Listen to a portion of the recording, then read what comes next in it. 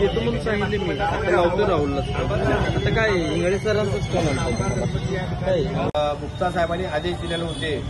हे आदेश आल्यानंतर महानगरपालिकेचे कर्मचारी तात्काळ सावकार गणेशोत्सव मंडळ या ठिकाणी कारवाई करण्यासाठी गेल्यानंतर सांगली शहरातील सर्व मंडळाची बैठक पटेल चौक गणेशोत्सव मंडळ या ठिकाणी आयोजित करण्यात आली.